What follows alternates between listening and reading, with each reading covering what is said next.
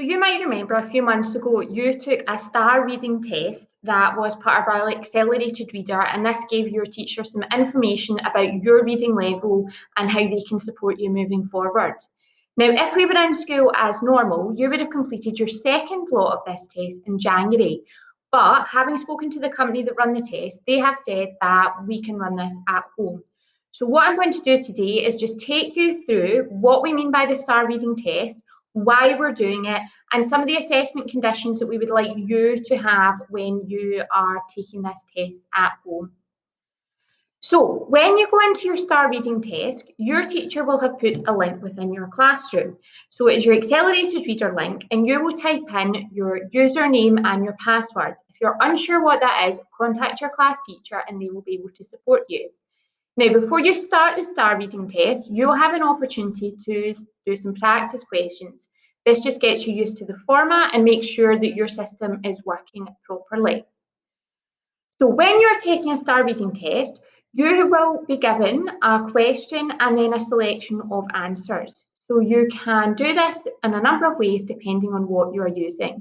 So you can either click the correct answer using your mouse, push the correct number on your keyboard, or if you are using an iPad, you can touch the screen and then press next.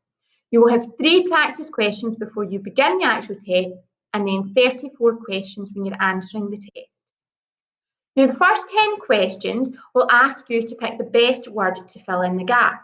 Now, they will take the information from your previous test and give you questions just to figure out where you're sitting in line with the test. Don't worry if you're finding them too hard at first. The system will adjust to your answers to pick answers more in line with your ability level.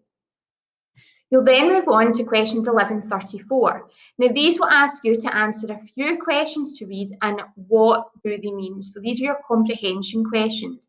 Again, these will respond to your previous answers. So it's really important that you try and answer as accurately as possible.